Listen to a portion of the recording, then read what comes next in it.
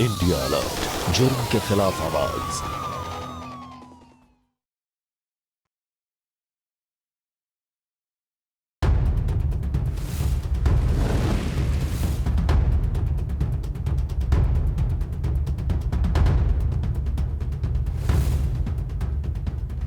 अब पूजा संपन्न भई। ये जल मयूरी के दा एकरा पिया और काली शक्तियन से मुक्ति पावा। अब ई पानी पियते मर जाई।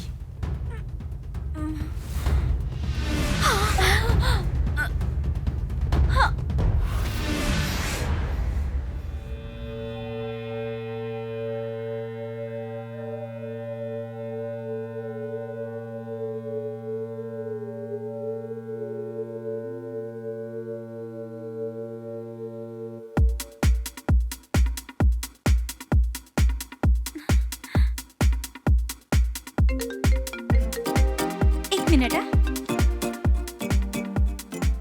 Hello, happy birthday Mayuri. ई बात तो रहुआ आके भी कह सकेनी ना। पता बा हम कब से वेट कर रहे हैं। अच्छा, केक कटिंग के पहले पहुंच जाइए रहुआ। और कितना देर? वो कहा ना मयूरी, हम ऑफिस के काम में तनी फंस गेल बानी। हमारा आवल तनी मुश्किल बा। राखी के दिन हम तोहरा खुद लेवे आई, पक्का वादा। ई बार अपन भैया के माफ कर दा प्लीज। लेकिन राखी में ना आईली ना रहुआ, तब हम सच में कभी रहुआ से बात ना करब। चला बाय। बाय। अरे काबिल, आज के दिन इतना उदासी? भैया ना आ पाई हैं, ऑफिस के कोई काम बा। अरे कोनो बात नहीं, खे में उदास होके के का जरूरत। हाँ, भैया के काम हुई खातिर ना आइले। वैसे तरह खातिर एगो चीज लेके आइल बनी जेकरा देखा थी तो हर मुठ ठीक हो जाई।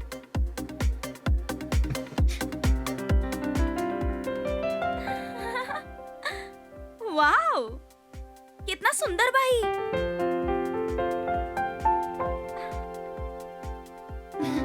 Thank you. वाह, इट्स लुकिंग ब्यूटीफुल। देखनी माँ, सब देख रहल बानी। अभी रुक, देख हम आगे आगे का करत बानी। Excuse me, please cake cutting खातिर आ जाई प्लीज। नेहा, माँ केक कटिंग खातिर आ जाई। हाँ। चला चला। देख लू, अपन माँ के सबसे अंत में बुलैले बा। छोड़ी ना माँ, चली।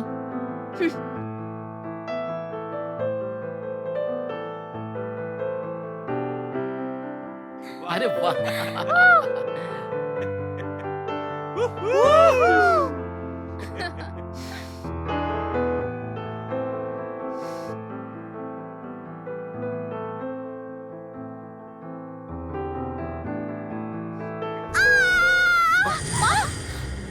माँ, माँ कहो भी, माँ, अरे डॉक्टर के फोन करा, जल्दी जल्दी करा, जल्दी।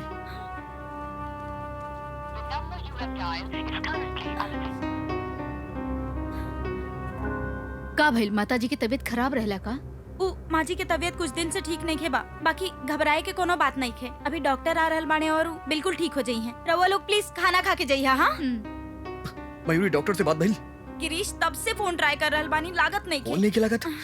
हम ट्राई करता नहीं, तुम आके पास जा। हाँ, अभी जात बानी। देख लू हमार कमाल, कैसे छुट्टी कर देनी ना ओकर जन्मदिन के। हमरा से हमार बेटा छीनी। हाँ, अब ओकरा पता चली कि सुषमा का चीज हिया। हाँ माँ, मजा आ गई। ओकर चेहरा ना देखे लायक रहे। माँ, आपकी एक्टिंग के तो जवाब नहीं खे। एक पल खातिर हमके ऐसा लागल कि आपके सचमुच के दिल के दौरा पड़ गई। मान गई नहीं आपके।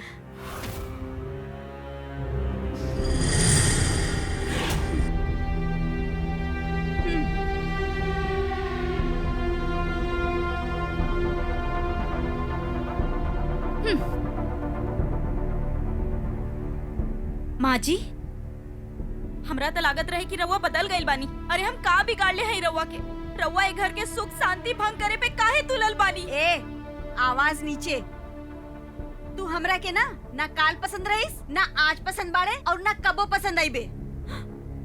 एकर मतलब रउआ गिरीश के सामने अच्छा बने के नाटक करेली। छी माँ जी, रउआ खुद के बेटा के साथ धोखा कर रहल बानी। कबो सोचले है रउआ? ओकरा के धोखा नहीं खी दे रहल हम, ओकर जिंदगी बचा रहल बानी। ओकर सर पे तोर भूत जो चढ़ल बा, अब ओकरा के बचावे खातिर त ई सब करे के पड़ी ना। और सोचले हैं जब उनका सच्चाई के बारे में पता चली तो कितना दुख पहुंची उनका के।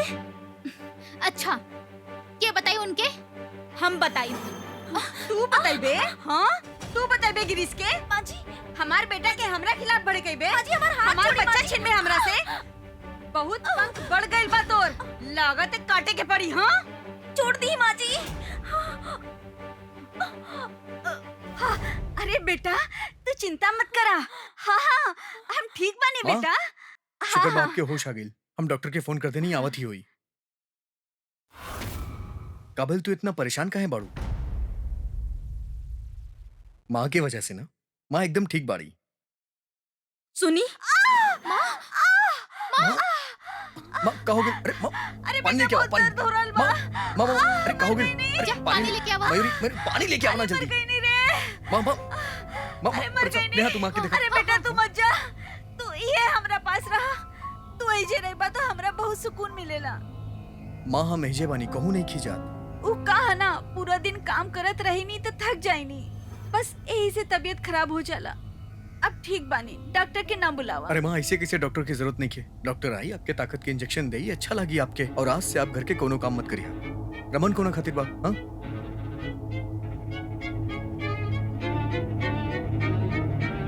लम्मा पानी। मयूरी आज से तहार जिम्मेदारी बा कि माँ के घर के कोनो भी काम करे के जरूरत ना पड़े। सारा काम रमन करी और अगर जरूरत पड़ तो तू।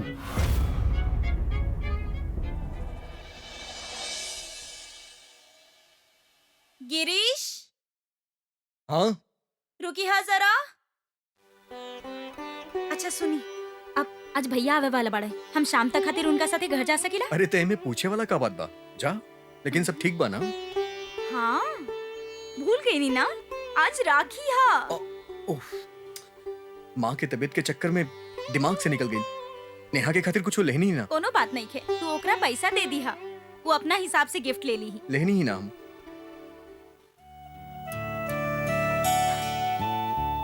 ओहो, तभी तो हम कहीं कि आज हमारी बीवी इतना खूबसूरत कैसे लगता है। माई के जाए के खुशी में। हाँ हैप्पी रक्षाबंधन भैया।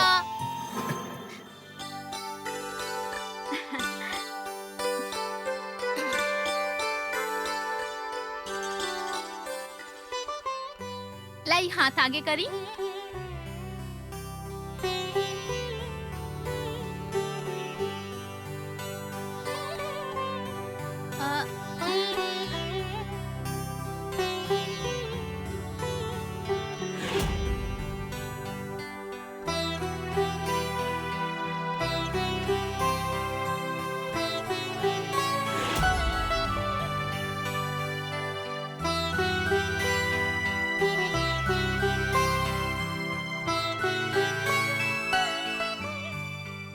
चली लाई हमार गिफ्ट। अरे माँ की तबीयत के चक्कर में तारा खातिर गिफ्ट लाइल भुला गई। पर तू उदास मत हो। अभी तू पैसा ले ला और अपना मर्जी के गिफ्ट ले ला। भैया आप ना हमरा के काफी दिन से कोनो गिफ्ट ना देनी हा और बहुत दिन से हम रवा के लुटनी भी ना। तो आज आपके हमके हमार पसंद के गिफ्ट देवे के पड़ी। तब बोला का चाहिए? हमके ना बिल्कुल ऐसा नहीं नेकलेस चाहिए जैसन आप भाभी के उनकर बर्थडे पे गिफ्ट दिले बानी।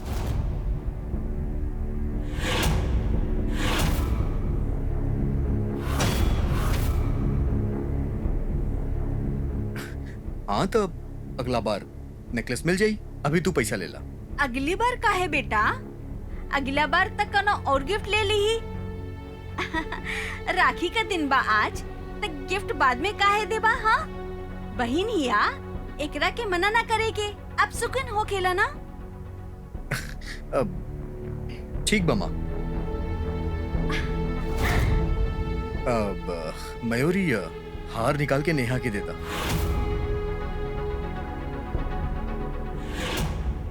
हम तरा इसे अच्छा लाके दे। ठीक बा? ई त तू हमरा खातिर लेके आयल रहला। हाँ तो ठीक बा ना। वैसे भी तेरा पास जेवर की कमी नहीं खे। अगली बार लाके दे दे। ठीक बा? अभी दे दा।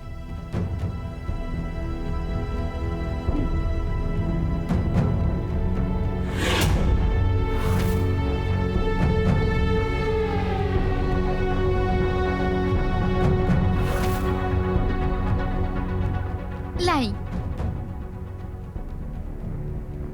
थैंक यू भैया।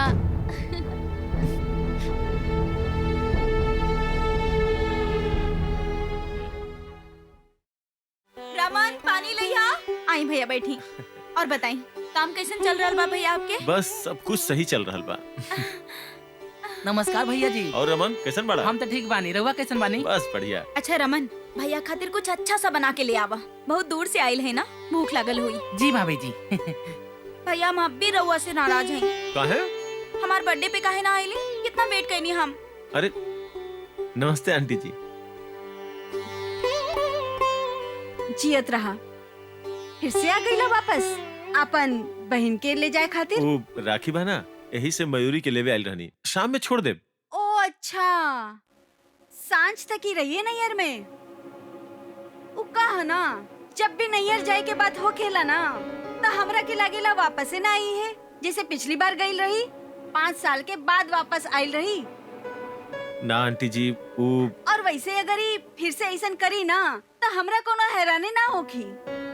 माँ जी कड़ल मुर्दा उखाड़ल जरूरी बा का? जरूरी बा, तो हर का भरोसा। और वैसे भी अभी कहीं न जाई, ये राखी बांधी। हम काहे ना जाए? काहे कि हम कर रहल बानी तहार सास। 1 मिनट।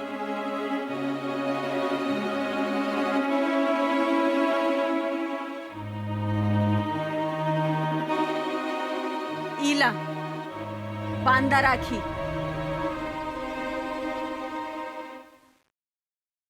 ठीक बना, कोनो बात नहीं है। राखिया तो बांधे के बा, चाहे यहाँ बांधा चाहे वहाँ, का फर्क पड़ेला।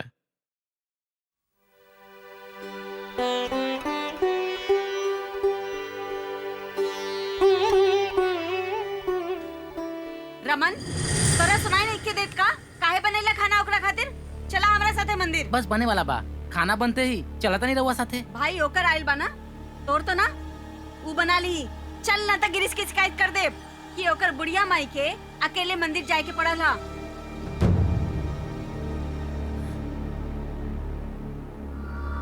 चल। माँ जी, राउर प्रॉब्लम का बा? हम राउर रिश्तेदार खातिर खाना भी बनाईला, उनकर इज्जत भी करीला, और बात जब हमार भाई पे आई तो रउआ ऐसे करब?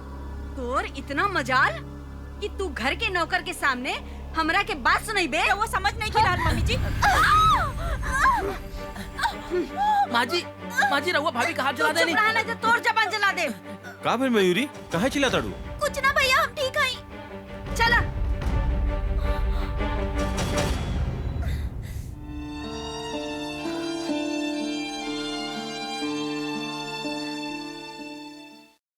आ जाए भैया, खाना लग गइल बा।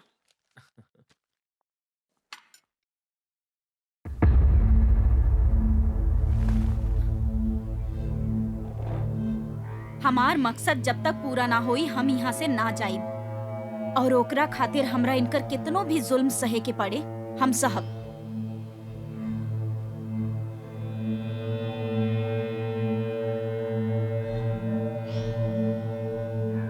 देखा मयूरी, तू ये उल्टा सीधा सोचल छोड़ दा और अपन सास और ननद से रिश्ता अच्छा करे के सोचा। काहे कि पिछला बार भी झगड़ा इतना बढ़ गेल रहे कि तू अपन घर छोड़ के आ गेल रहलू, जवन की सही बात ना रहे।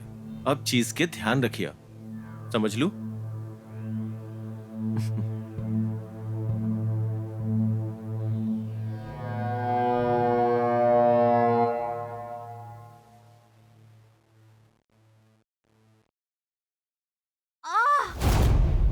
का हो गेल माँ?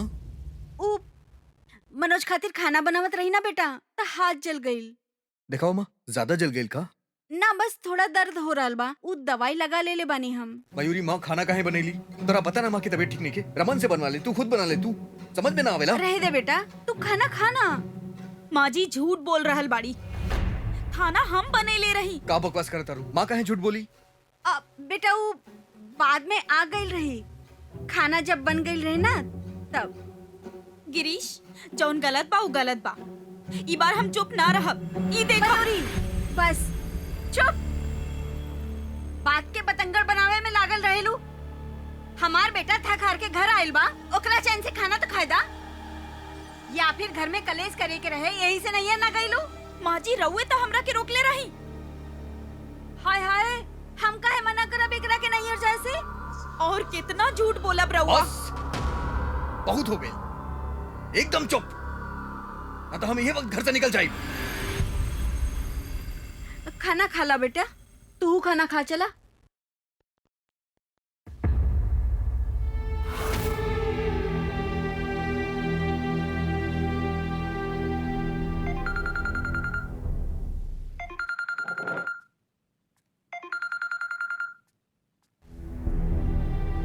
अरे माँ, काहे रोक लेनी है के? चल जाए देती ना, सुकून मिलित। इतना आसानी से सुकून ना मिली, चैन छीन ले तू दोनों के। जी थैंक यू सो मच। माँ एगो खुशखबरी बा, हमनी के जोन जमीन फसल रहे ना वो केस हमनी जीत गई नी। अरे वाह। बस एगो प्रॉब्लम बा कि वो जमीन हमरा नाम ना हो पाई, केहू और के नाम करे के पड़ी, फिर सारा प्रॉब्लम सॉल्व हो जाई। बस एक बार जमीन हमरा नाम हो जाए, ओकरा बाद नेहा के शादी, घर गाड़ी सब कुछ ठीक कर दे।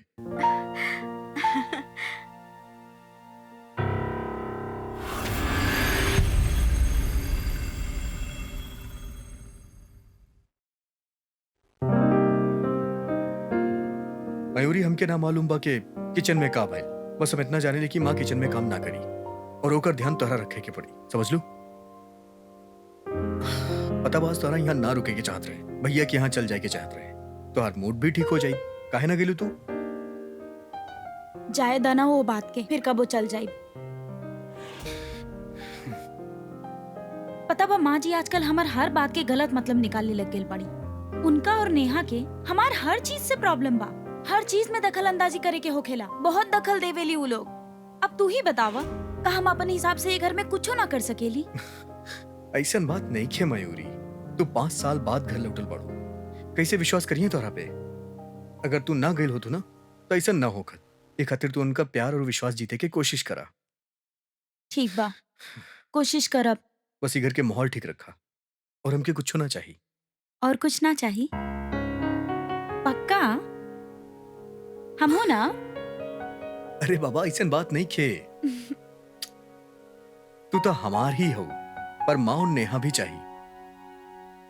पता बता जाए के बाद वो हमार ख्याल रख ली, वो हमार देखभाल कैली।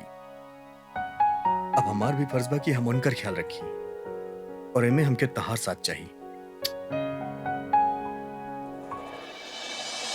ये बिल्कुल सही सोचनी रहुआ। और का? अरे माँ है योकर, वो जमीन हमारे नाम करी। एक बार जमीन हमारे नाम हो जाई ना, सबसे पहले वो मयूरी के बेदखल करब जायदाद से। पर भैया मनिया ने करा खातिर। हाँ हाँ एकदम मानी, हम जौन कहिब ना वो उहे करी। ओकरो पता बा कि मयूरी के कौनो भरोसा नहीं के, आज यहाँ तो काल नहीं हर।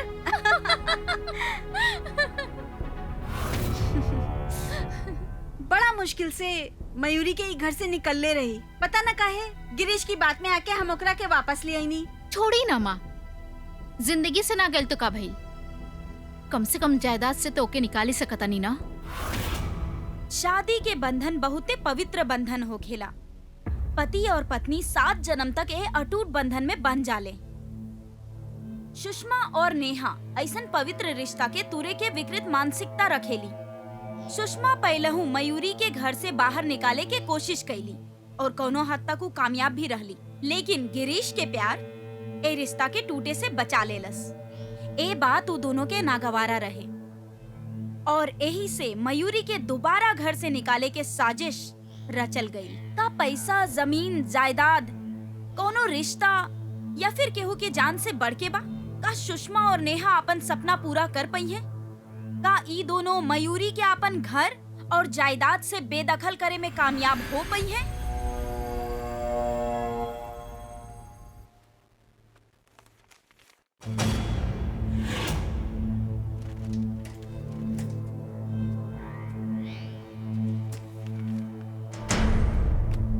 का भइल हमार काम के फाइल्स में का देखत रहलू? अब ऊ ऐसा ही।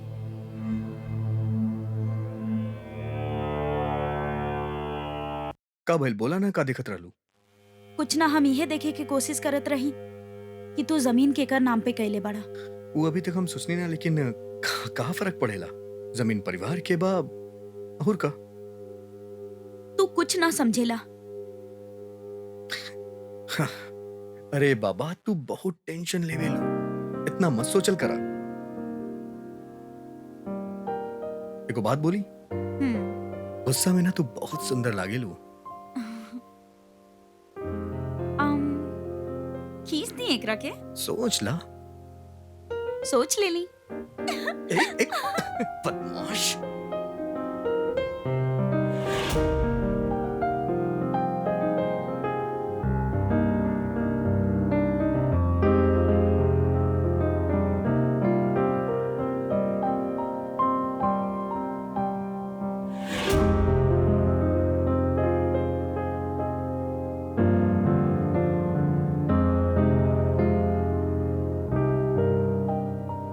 शाम के जल्दी घर आ जाइए।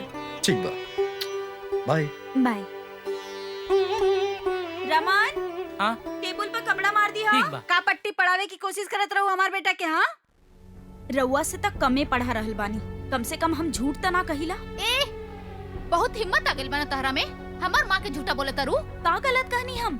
हाँ तू दोनों के दोनों झूठ ही हौ और गिरीश के बेवकूफ बनावत रहेलू। अपन औकात में रहा, समझ ले, न तो हमरा से खराब केहू ना होखी। ऐसे भी रउआ से बुरा केहू ना हो सकत। हमरा से पहले अपना आप के देख। पहले तो 5 साल तक अपन पति के छोड़ के नैयर में बैठल रही। जब से तोर शादी भइल बना ई घर में, तब से ई घर में मनुष्य छा गइल बा।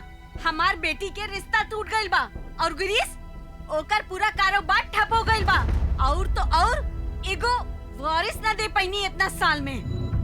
पांच कहीं के। बस करी माँ जी, रउआ अपन हद पार कर रहल बानी। हद त तू पार कर रहल बाड़े। ना तो एगो अच्छी पत्नी बन पाइले बाड़े, ना एगो बहू बन पाइले बाड़े, और ना माँ। हाँ, माँ तो तू कबो बने ना पाइबे। पहले रउआ खुद अच्छा इंसान बनी, फिर हमरा से उम्मीद रखब। एक बार पहलहू रउआ के वजह से हम ई घर छोड़ के जाए के बेवकूफी कर चुकल बानी। दोबारा ई गलती ना करब। रउआ हमार जिंदगी बर्बाद करे पे तुलल बानी। गलत हम ना, गलत रउआ बानी। तोर ये मजाल।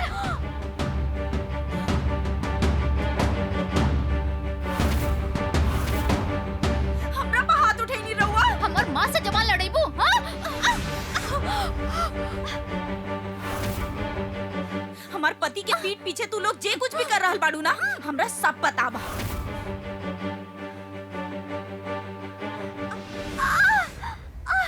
छोड़ दा हमारी बेटी के। हम तोरा आगे हाथ जोड़तानी, मत मारा हमरा के। ए ड्रामा कंपनी बंद कर अपन नौटंकी। और तू हमरा के मारबे?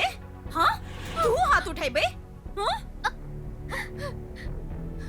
हाँ भाभी प्लीज छोड़ दी ना। भाभी प्लीज छोड़ दी। भाभी छोड़ दी ना प्लीज। भैया भैया भैया देखी नहीं, माँ के मारे के कोशिश करत रही और हम क्या रोके के चाहनी तो देखी ना हमके कितना मर ली है ना। ये लोग झूठ झूठ।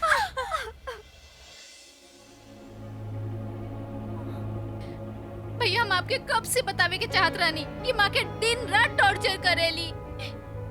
माँ दिल के मरीज भी एकरे वजह से भइल बाड़ी। झूठी बाड़ी। चुप, एकदम चुप।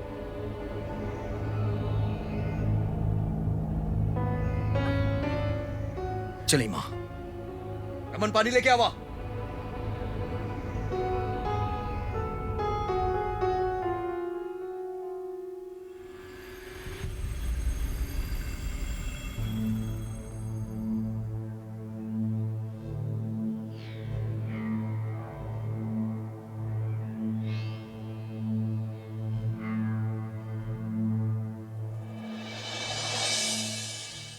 गिरीश सुना हमार बात। अरे अब सुने खातिर हमार बचल ही का बात बा? सुना। का बचल बस सुने क्या? हाँ, हम सब कुछ अपना आँख से देख भी लेनी और सुन भी लेनी। बेटा गुस्सा थूक दा और आके चाय पीला। मयूरी बेटा तू हो चाय पीला, आजा। ये सब नाटक है इनका। बहुत हो गई मयूरी। अरे बेटा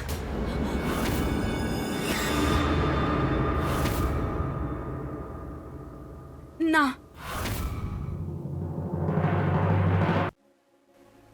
मारा ना हमरा के। रुक काहे गइला तू? ई झूठा लोग खातिर अब तो अपन बीवी पे हाथ उठेगा। चुप, हमार माँ झूठा नहीं की। जान ले ले हम कहता नहीं। हमार माँ के बीमार करा तारू नेहा के मारे में लगल बाड़ू, चाहे लुका तू। गिरीश प्लीज हमार बात सुना। हमार बात समझे की कोशिश करो गिरीश। का समझे की कोशिश करी? हाँ, अरे शुक्र मनावा कि हमार माँ तोहरा वापस आवे देली। वरना केहू और माँ होत ना तब तक तलाक करा चुकल होती। ना गिरीश, तू बस एक बार हमरा बोले के मौका दा, हमार बात सुना तू। हमार माँ से माफी मांगा तू, नेहा से भी मांगा, न तो हमसे बुरा केहू ना होई, समझ ला तू। ये तई चाहत बाड़ी कि हमनी दोनों लड़ी झगड़ी और अलग हो जाए, ताकि हमरा के घर से बाहर निकाल दे और वो पूरा के पूरा प्रॉपर्टी आपन और नेहा के नाम कर ले।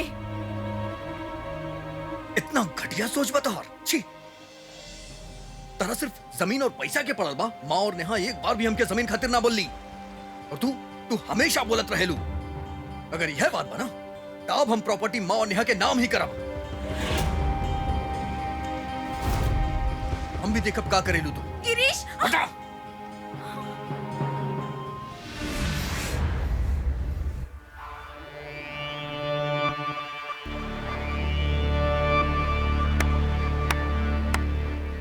वाह माजी वाह, का खेल खेल ले बानी रहुआ। हम कहले रही आपन मुंह बंद रखा, लेकिन तोर मुंह जे बा वो खुलते जा रहल बा, खुलते जा रहल बा। तू वो औरत बाड़े जौन जोश में होश खो बैठले। हमारे मती मारी गई रहे कि अपन बेटे के प्यार में आकर तोहरा के वापस ले आईनी। ई बार ऐसन भगाइब ना कि याद रखबे। देख ले हम।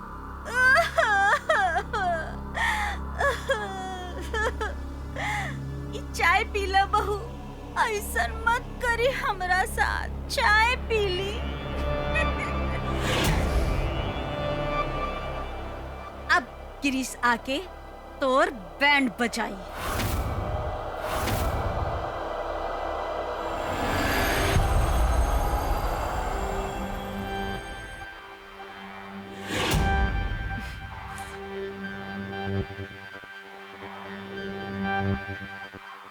तोरा पता बा हम चाय में का मिलौले बानी?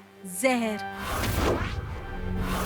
अब तोर गला में दर्द हुई, फिर तोहरा के उल्टी आई, और ओकरा बाद तू ऊपर।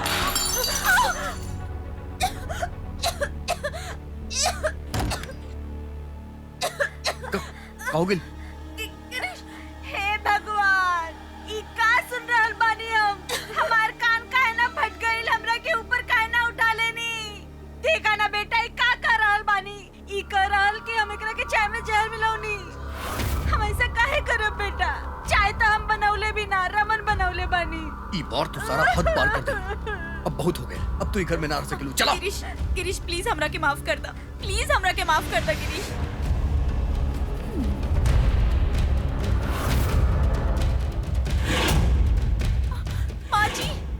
माँ जी प्लीज माफ कर दी रहुआ हमरा के, अपन बेटी समझ के माफ कर दी प्लीज। एक मौका दे दी रहुआ, हम रहुआ के कबो शिकायत के मौका ना दे। माँ जी रहुआ का सोच रहल बानी? कहीं ना गिरीश से कि वो हमरा के माफ कर दे, वो हमरा के घर से ना निकाले।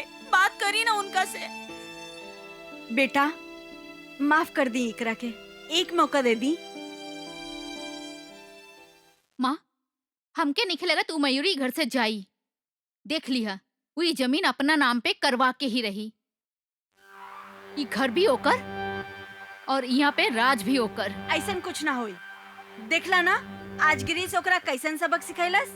उ हमार बेटा बा, उहे करी जे हम कहा। ये तो राउर सबसे बड़ा गलत फहमी है माँ। उचड़ल ना भैया के अपन अदा में फंसा के रख ले बिया।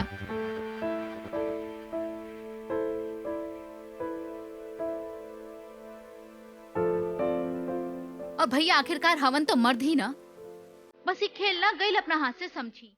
ऐसे कैसे गई खेला अपन हाथ से? बहुत इंतजार कैले बानी हम ई दिन के। कुछ बड़ा ही खेल खेले के पड़ी। ऐसे सब कुछ हम मयूरी के हाथ में ना जाए दे सके नहीं।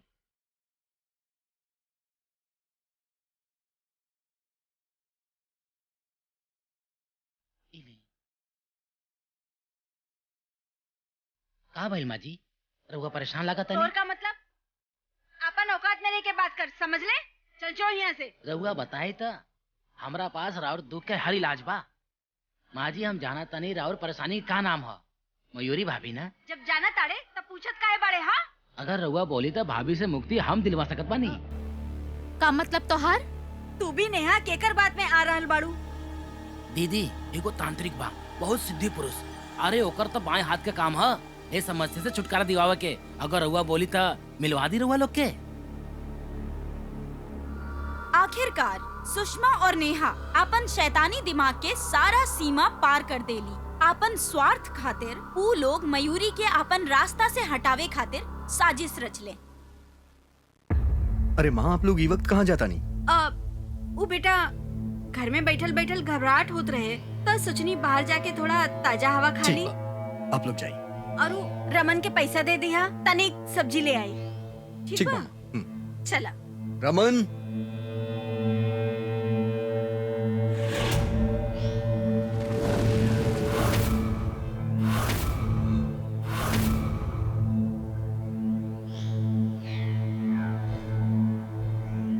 बाबा जी के जय होके, आशीर्वाद दी बाबा।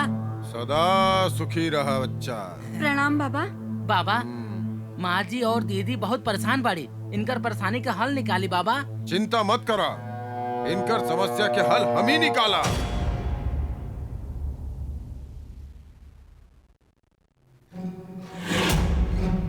इनकर परेशानी हाँ? इनकर बहू मयूरी बिया, जवान इनकर बेटा के अपन वश में करके रख ले बिया। हाँ बाबा, मदद करी बाबा, हमने बहुत परेशान बानी ओकरा से। वो लड़की हमार बेटा खातिर ठीक नहीं खे बाबा। चिंता मत कर बच्चा, हम ऐसा हल निकालब कि तुहार बहू तुहार बेटा के छोड़ के खुद ब खुद चल जाई। हम तो कहा था नहीं बाबा, ओकरा के दुनिया से मुक्ति दिला दी। हाँ। ना तो वो फिर से हमरा बेटा के फंसा ली। ठीक बा, तू ओकरा के यहाँ लेके आवा। पर बाबा हूँ यहाँ खातिर बिल्कुल ना माने वाला बाड़ी। चिंता मत करा,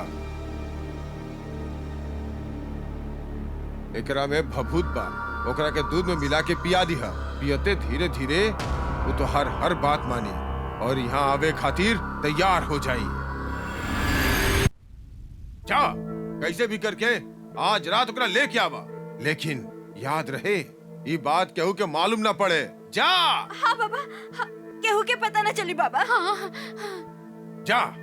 सुषमा और नेहा पैसा के नशा में इतना बह गए रही कि उनका मालूम ही न चलल कि वो कौना तरह जुर्म के दलदल में फंसत जा रहल बड़ी। आपन एक घिनौना जुर्म के पूरा करे खातिर वो लोग सहारा ले ली एगो तांत्रिक विद्या के, जो उनकी एगो अंधविश्वास है। का आपन अंधविश्वास के सहारा वो मयूरी के अपन जिंदगी से बेदखल कर पाई है? का मयूरी सुषमा और नेहा के गलत इरादा जान पाई? बहू, हमरा के माफ कर दा, हमरा अपन गलती के एहसास हो गई। भाभी प्लीज हमने के माफ कर दी। हमने आप पे बहुत जुल्म कहनी ना, लेकिन आप तब भी हमने के कोनो नुकसान पहुंचाए के सोचनी तक ना। रुआ बहुत महान है भाभी, हमने से बहुत बड़ा गलती हो गई जो हमने के आपके और भाई के दूर रखे के सोचनी और आपके जायदाद से निकलवावे की भी सोचनी। प्लीज हमने के माफ कर दी। लेकिन अब ऐसा ना हो कि अब हमरा अकल आ गइल बा, हमार मती मारल गइल रहे। अब हमनी एक साथ खुशहाल परिवार की तरह रहब।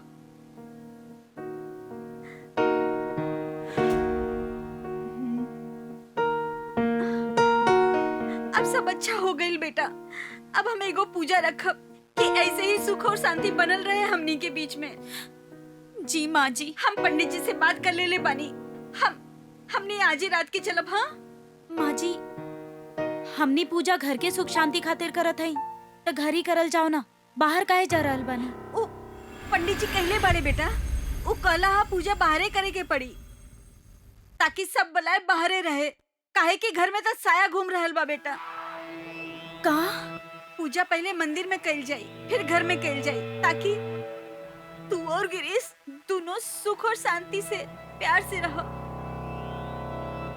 माँ जी रउआ जैसन बोला वैसे ही होगी।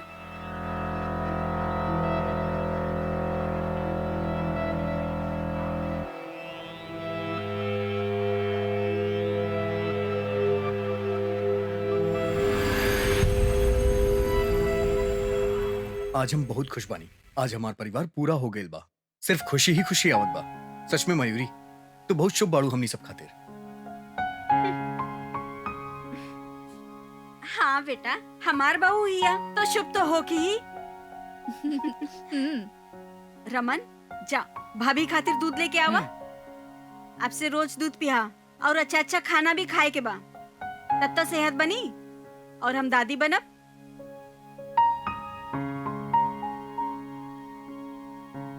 माँ हम बहुत थक गइल बानी, सूते जात बानी। हाँ बेटा, लेकिन बहू आज थोड़ी देर हमनी के साथे बैठी। ठीक बा माँ। पीला जल्दी से।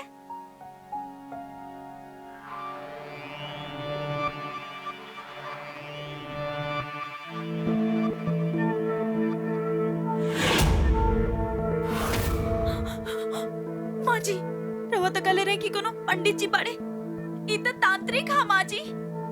अरे बेटा, तांत्रिक होके चाहे पंडित, साया उतरे की चाहिए ना। हाँ आवा हाँ बेटा। चली। बैठ, पूजा कल जाई। बैठ जा। काला साया के प्रकोप धीरे धीरे बढ़त जा रहल बा। तोहरा के तोहार पति से वो अलग कर सकता। हो सकेला तोहार पति के मृत्यु हो जाए।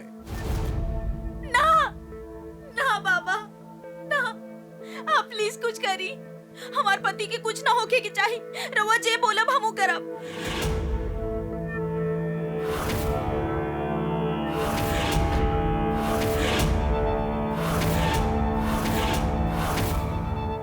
अब पूजा संपन्न भइल। ई जल मयूरी के देदा।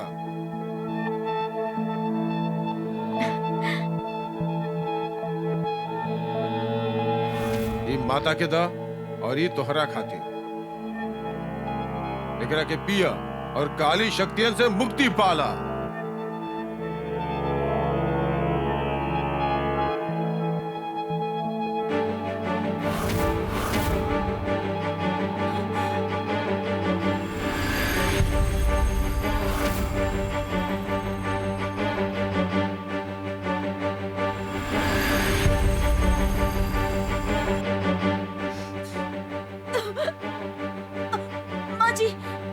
माँ जी, सर घूम रहल बा माँ जी। कौनो बात ना बेटा, काला साया उतरेला ना तो ऐसे ही होखेला।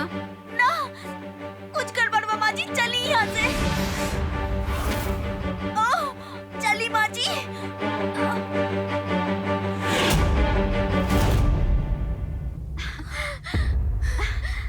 लागत अब मर गई। टल गई। धन्यवाद बाबा जी। बाबा, रउआ हमनी के धन्यवाद बुद्धि दिला बाबा। देनी। धन्यवानी बाबा जी, धन्यवानी। हाँ हाँ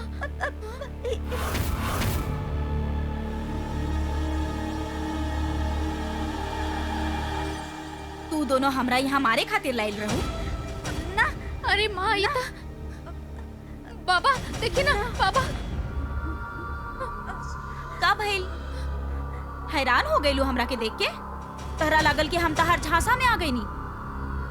और ई तांत्रिक के साथे मिलके तू दोनों हमरा के मारल चाहत रहू। अरे तू दोनों हमार झांसा में आ गइलू। तोहार प्लान शुरुए से पता रहे हमरा।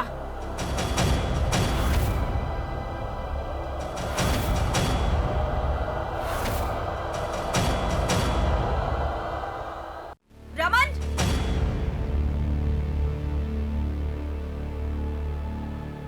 तू हमरा के धोखा देले और एकरा साथे आके मिल गईले। चुप! काहे के तू दोनों गलत बाड़ा। रउआ भाभी जी के साथ अच्छा ना कहीनी, उनका हमेशा नीचे देखैनी और हमरा के भी। केहू खातिर दया नहीं करवा दिल में, यही से हम दोनों ही प्लान बनावनी। बाबा बाबा, ई पापी सबसे हमनी के बचा ली बाबा।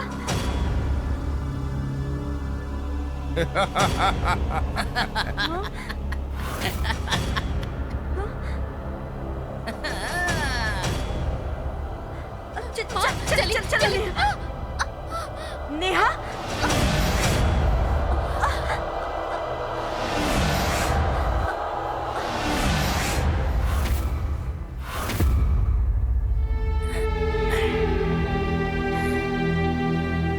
भाभी जी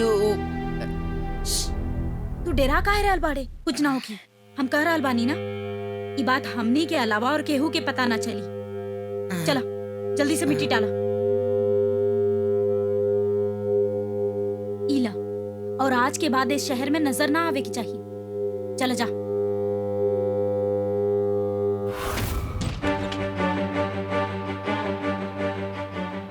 कुछ ना हो जाके चुपचाप सुत जा। जा।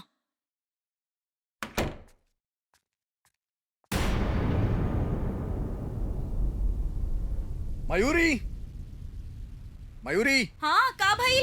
माँ और नेहा का बाड़ी घर पे भी नहीं की, बाहर गार्डन में भी नहीं की, फोन भी यहाँ छोड़ के गेल बाड़ी। वो तो मंदिर जाए वाला रही आज सवेरे, बतैले रही हूँ हमरा के। अरे ऐसा कौन मंदिर गेल बाड़ी जी अभी तक ना लौट ली? अब वो तो हमरा के ना पता। पुलिस के फोन करी का? देखा अब हमरो के घबराहट हो रहल बा, बस वो दोनों ठीक होके एगो काम करा, तू पुलिस के कॉल करिए ला। ठीक बा।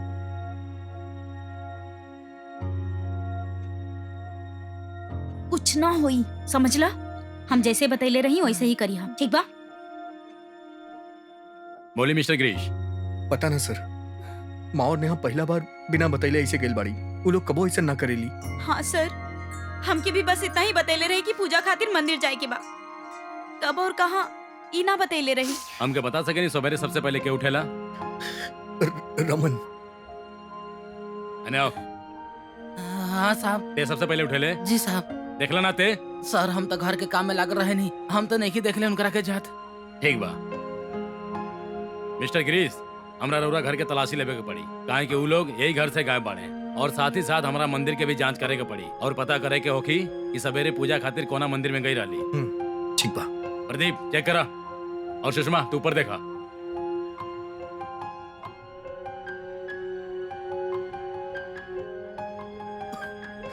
पानी लेके आवा ना। परेशान मत हो, वो दोनों मिल जाइए। हम अभी पानी लेके आवत बानी।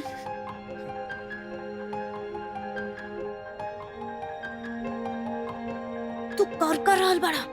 तुम्हारी टेंशन ना हमनी के फंसवाई। हम कहनी ना कुछ ना हुई, पुलिस कुछ पता ना कर पाई। घबरा मत।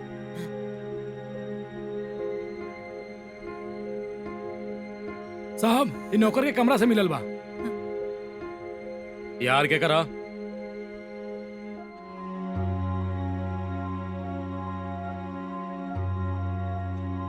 ई तो हमार भाई नेहा के ऊ पहनले रहली। ई एकरा रूम में का करत रहे? तहरा रूम में का करत रहे? बोल, तोरा पास कैसे आइल? और ये बताओ नेहा और माजी कहाँ बाड़ी?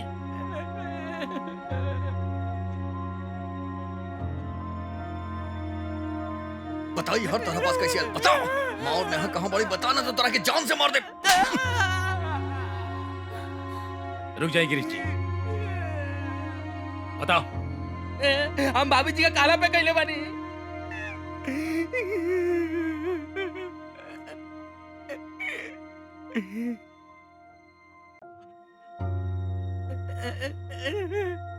आगे बोल, आगे बोल।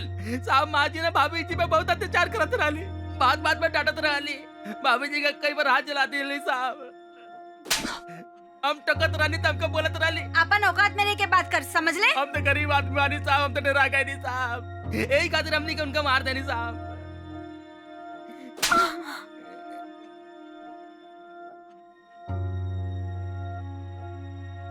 हाँ हम मार ली उ दोनों के।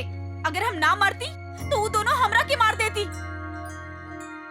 प्लान उनकर रहे, बाकी पूरा हम कहीं। छी, इतना क्रिमिनल सोच बात हर जुर्म के रास्ता पे निकल गेलू। पता बता रखे इंस्पेक्टर साहब लेके जाइए रखे, एक शक्ल नहीं देखे के लेके जाइए। अरेस्ट करा के गिरीश, गिरीश हमारी बात सुना, हमारी बात सुना गिरीश। ले तू चला। समझे की कोशिश काहे नहीं का करत गिरीश? गिरीश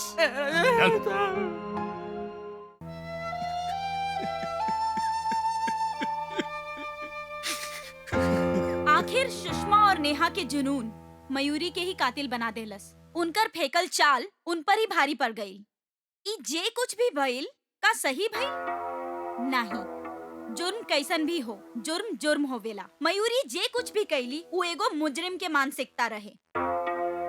सारा साजिश होकर रहे। सुषमा और नेहा तो ओकर फायदा उठावे के चाहत रहे। मयूरी अगर चाहे ता अपन मदद करे खातिर ओकरा पास और भी रास्ता रहे। वो पुलिस के पास जा सकत रहे मदद खातिर, लेकिन वो जुर्म के रास्ता अपनैलस। एमे सारा गलती मयूरी के भी नहीं खे, गिरीश के भी बा। अगर गिरीश सूझबूझ से अपन घर के मामला के घर में ही हल कर ले तो सुषमा और नेहा आज जिंदा रहे और मयूरी कातिल ना होती। ऐसे हम गुजारिश करब, अगर आपके घर में आपके बीवी, आपके माँ और आपके बहन में अनबन बा तो ए मसला के हल आमने सामने बैठ के आप जरूर निकाल सकेनी। अब हम इजाजत ले हम मिलब हमनी नेक्स्ट केस में क्राइम अलर्ट जुर्म के खिलाफ एगो आवाज।